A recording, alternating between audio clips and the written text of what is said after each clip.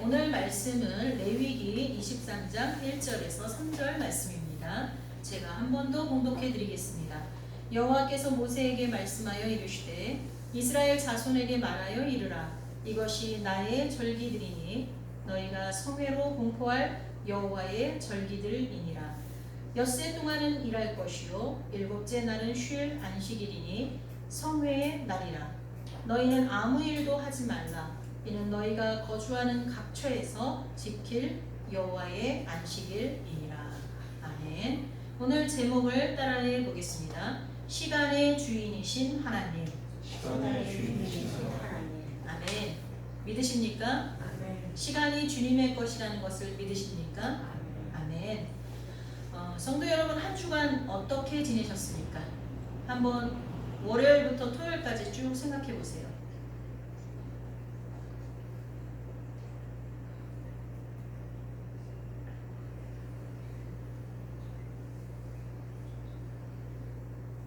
가장 기억에 나는 일이 무슨 일입니까?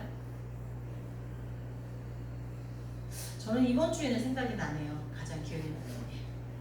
근데 보통은 큐티를 하다 보면 맨 마지막에 나오잖아요. 우리가 거기에 보면 한 주간 어떻게 지내셨습니까? 하는 질문이 있거든요.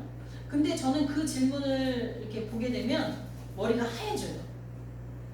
모든 일정을 핸드폰에다가 다 적어두다 보니까 그래도 전에 다이어리에다 적을 때는 머리가 입력이 좀 됐거든요. 근데 이게 핸드폰에다가 적기 시작하면서 머릿속에 메모가 안 되는 거예요.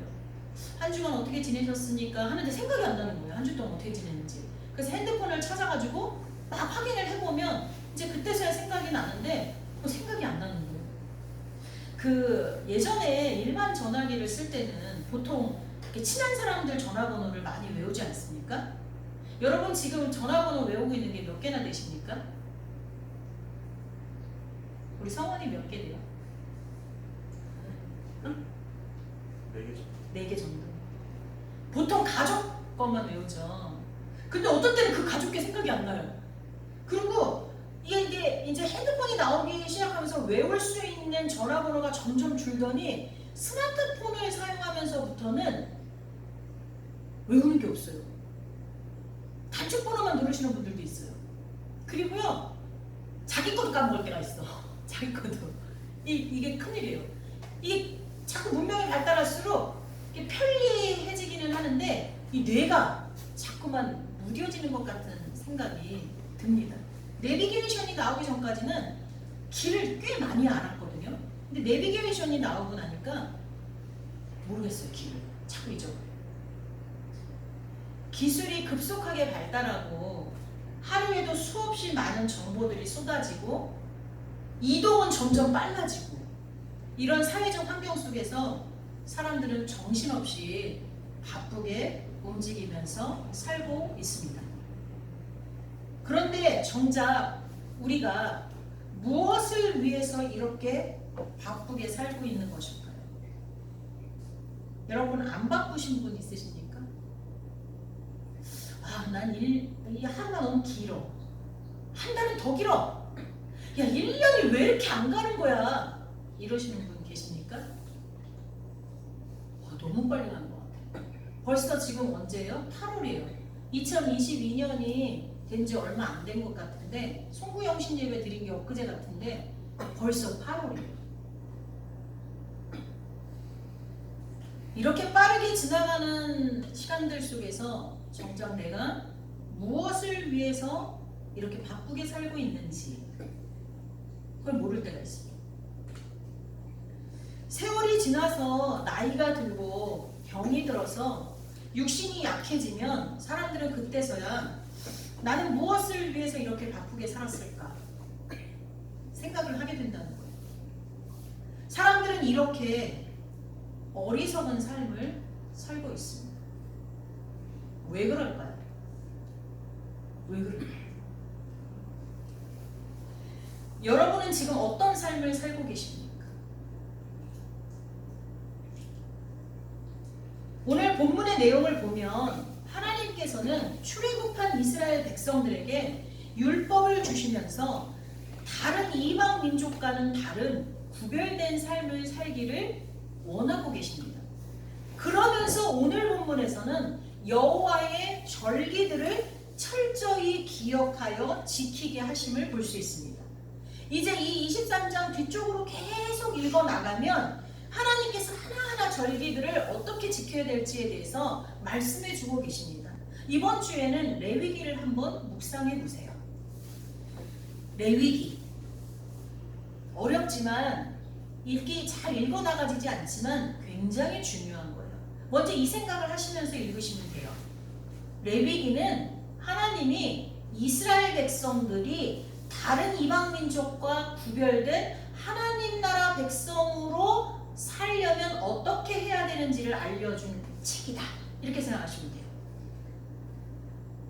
우선 이스라엘이 애굽에서 종살이 하다가 하나님의 은혜로 출애굽, 애굽에서 탈출하게 된 날, 6월절, 그날과 무교절에 이스라엘 백성들을 성회로 거룩한 모임으로 모이게 하시고 아무 노동도 하지 말고 오직 하나님을 예배하면서 쉬라고 하십니다. 또한 하나님이 인도하셔서 살게 된 땅, 가나안, 그곳에 가서 첫 수확을 하고 난 뒤에 먼저 하나님 앞에 요제로 드린 후에 먹어라 라고 하신 날이 초실절입니다. 그 초실절에 모든 것이 하나님에게서 비롯된 것임을 인정하고 감사하고 그리고 곧 있을 완전한 추수를 믿음으로 기대하게 만드십니다. 그날도 마찬가지로 예배하고 쉬라고 하셔요. 또 77절이라고도 하고 성령이 강림했던 오순절, 오순절에도 오직 하나님을 예배하고 쉬라고 하십니다. 또 나팔을 불어 기념하는 나팔절에도 성회로 사람들을 다 모아서 하나님께 예배하고 그 외에는 어떤 노동도 하지 말고 쉬라고 하십니다. 이렇게 하나님이 이스라엘 백성들에게 기념이 되게 하신 날들은 전부 다 하나님을 예배하는 것 말고는 쉬라고 하십니다.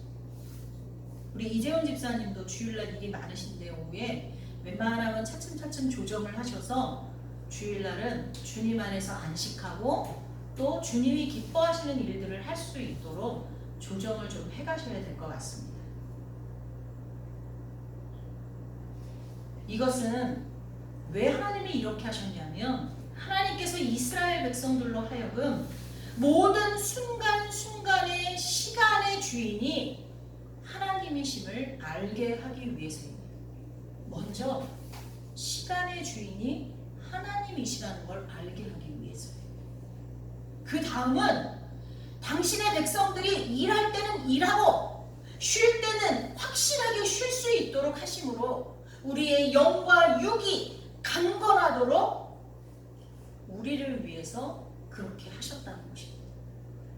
역사적으로 일주일에 한 번씩 쉬는 게 너무나 생산성이 떨어진다고 5일에 한 번씩 쉬게 한 나라도 있었어요. 야, 일주일에 한 번씩 쉬는 건 너무 힘들어. 열흘에 한 번씩 쉬자. 이렇게도 해봤어요. 그런데 다 실패했어요. 하나님은요, 정확하게 우리의 시계를 6일 동안 일하고 하루에 쉬도록 만들었어요. 우리 몸이, 우리의 영혼이 그렇게 하는 게 가장 효율적이고 가장 확실하게 우리에게 유익하다는 것을 알 수 있어요. 왜? 하나님이 만드신 거니까. 예수님은 우리에게 세월을 아끼라고 하십니다. 예수님은 그리고 친히 세월을 어떻게 아껴야 되는지를 몸소 보여주셨습니다. 그 삶에서. 예수님은요, 아버지가 일하시니 나도 일한다 하시면서 정말로 당신에게 맡겨진 사역을 충실하게 이루셨습니다. 마가복음 3장 20절에 보면 집에 들어가시니 예수님이 집에 들어가셨는데 무리가 다시 다 모여요. 그래서 식사할 겨를도 없이 사람들을 고치고 병든 자를 살리고 말씀을 전하는 일, 귀신을 쫓아내는 일, 그 일들을 하셨다라고 기록되어 있습니다. 근데 그 일을 왜 하나님이 일하시는 분이니까 나도 일한다. 요즘 사람들은 먹고 노는 일에 시간을 많이 투자합니다. 그건 결코 성경적이지 않습니다. 그건 결코 예수님을 닮은 모습이 아닙니다. 그런 면에서는 요즘 젊은 세대보다 우리의 부모 세대가 그런 면에서는 확실하게 예수님을 닮았습니다. 그런 면에서 우리는 지금 어떠합니까? 저와 여러분은 어떻게 살고 있습니까? 하나님은 게으른 자는 개미에게 가서 배우라고 하십니다. 그리고 예수님도 게으른 자를 아주 싫어하십니다. 마태복음 25장에 보면 게으른 자를 향하여 이 악한 자다 라고 얘기합니다. 그리고 예수님의 울타리에서 쫓아내버리십니다. 바깥 어두운 데 가서 이를 갈며 슬피 울미 있으리라 라고 말씀하십니다.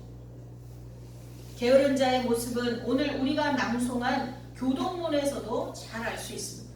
게으른 자여 내가 어느 때까지 누워 있겠느냐, 내가 어느 때에 잠이 깨어 일어나겠느냐, 좀 더 자자, 좀 더 졸자, 손을 모으고 좀 더 누워 있자 하면 내 빈궁이 강도같이 오며 내 곤핍이 군사같이 이르리라. 일하지 않는 자는 먹지도 말라는 이야기가 우리에게 전해지고 있지 않습니까? 또한 게으른 자는 길에 사자가 있다, 거리에 사자가 있다 하면서 밖을 나가지 않고 문짝이 돌적이, 그러니까 이렇게 문이 이렇게 열리는 거 있잖아요. 거기 위아래 열릴 수 있도록 이렇게 해주는 그거를 돌적이라고 그러는데, 그거를 따라서 도는 것 같이 문이 돌적이를 향해서 이렇게 열리고 닫히는 것처럼 침상에서 돈대요. 그게 뭐예요? 침상에서 부른다는 거예요. 밖에 나가면 위험한 사자가 있어. 위험한 사자가 있어. 그래서 난 안 나가. 나가면 안 돼. 그리고 침대에서 이리 굴렀다 저리 굴렀다 문짝이 움직이는 것처럼 그렇게 한다라고 성경은 기록하고 있어요. 그뿐입니까? 게으른 자는 그 손을 그릇에 넣고도 입으로 올리기를 괴로워해서 안 먹는다는 거예요. 이런 자들은 결국 가난하게 되고 패가 망신하게 된다고 잠언서 26장에서 말씀하고 있습니다. 여기에 또 다른 미련한 자가 있습니다. 그는 사리에 맞게 대답하는 사람 7보다도 자기가 더 지혜롭다고 여기는 게으른 사람입니다.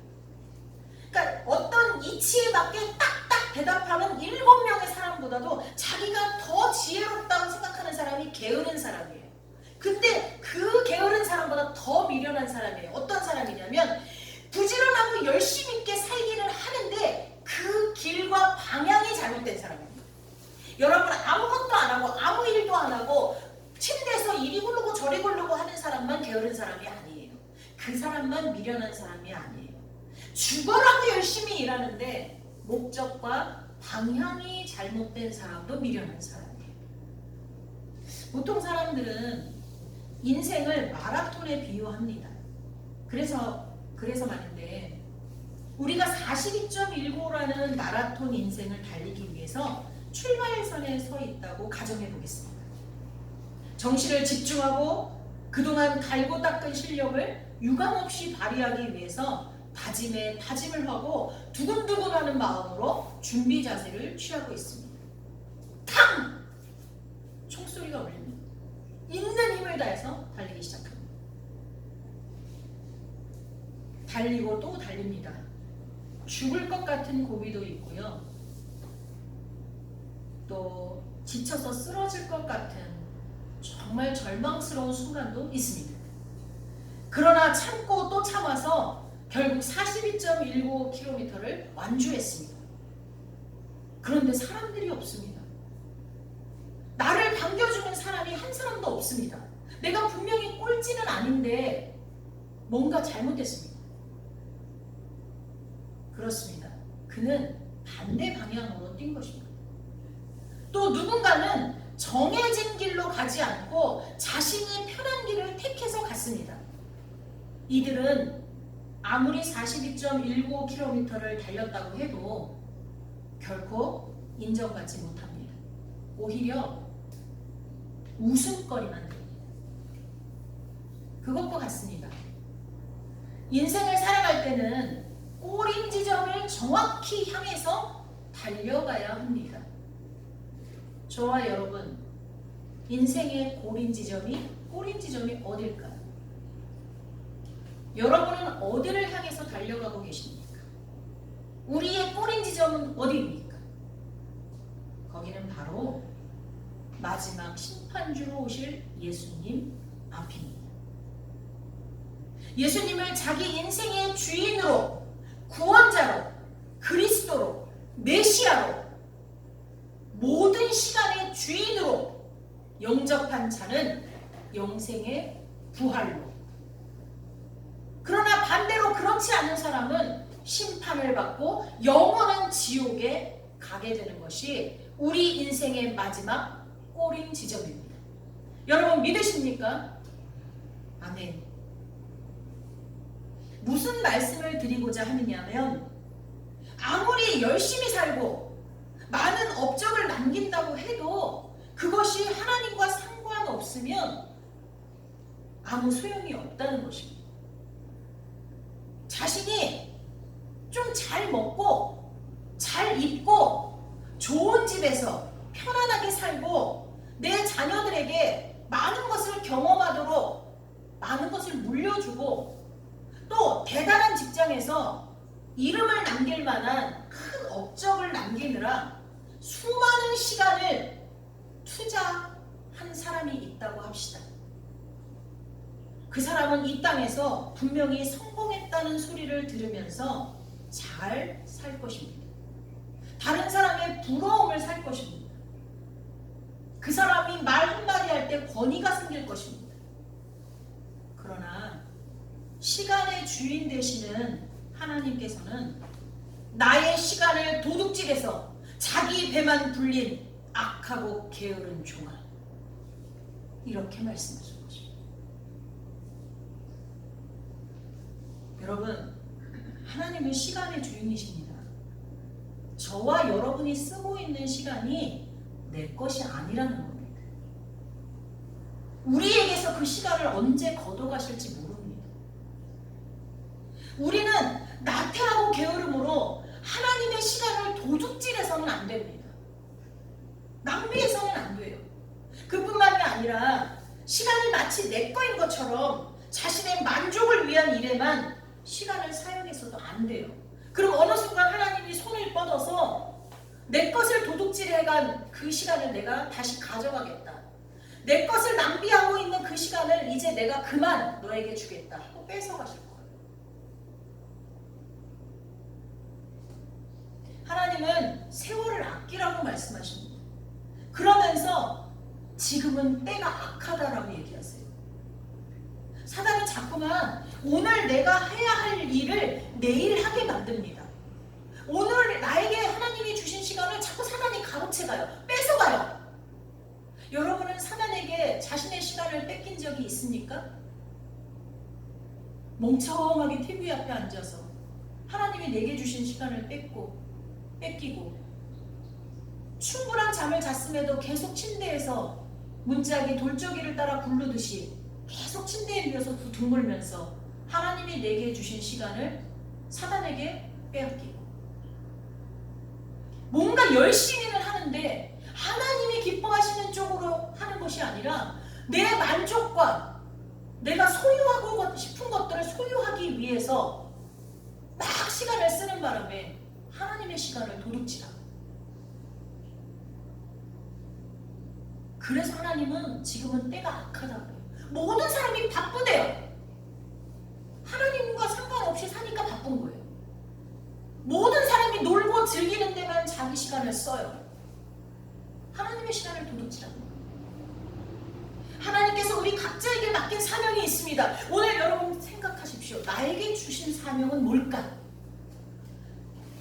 내게 주신 사명은 뭘까? 우리 모두에게 공통적으로 주신 사명은 뭘까? 우리 한 사람 한 사람은 이 땅에 태어날 때 하나님이 주시는 목적이 분명합니다. 하나님은 우리가 그 일을 개미처럼 부지런히 하기를 원하십니다.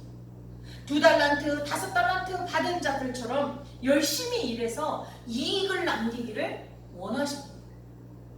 그렇게 할 때 하나님은 우리에게 착하고 충성된 종아, 내가 적은 일에 충성하였음에 내가 많은 것을 내게 맡기리니 내 주인의 즐거움에 참여할지어다 라고 칭찬하십니다.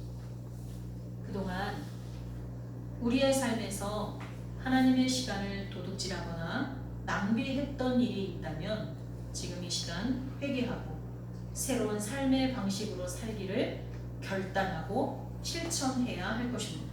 우리 이 시간 같이 잠깐 하나님 앞에 합심하여 기도하겠습니다. 내가 하나님의 시간을 도둑질하거나 낭비한 것이 있으면 회개하시고 내가 어떻게 새롭게 살지를 결단하면서 기도하는 시간 잠깐 갖겠습니다. 기도합니다.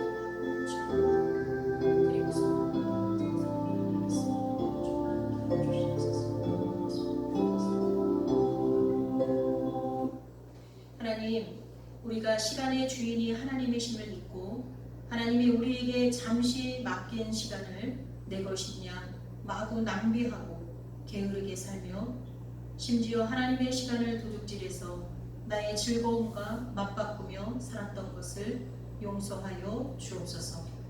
오늘 이 시간부터는 시간의 주인 되시는 하나님의 뜻에 따라 주야로 말씀을 묵상하며 기도하며 전도하며 선한 일에 매진하도록 우리의 삶을 고치겠습니다. 주님, 우리에게 믿음과 용기와 지혜를 더하여 주옵소서. 예수님의 이름으로 기도하옵나이다. 아멘. 이제는 우리 주 예수 그리스도의 은혜와 성부 하나님의 극진하신 사랑하심과 성령 하나님의 감화 감동 교통하심이 오늘 말씀을 듣고 그동안 악하고 게으르며 또 하나님이 주신 시간을 도둑질해서 나의 만족을 위해 살아왔습니다.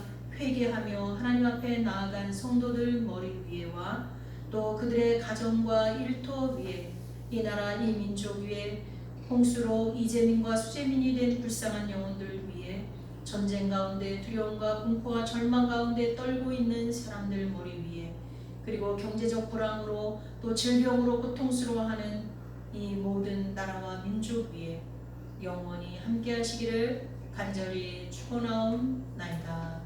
아멘.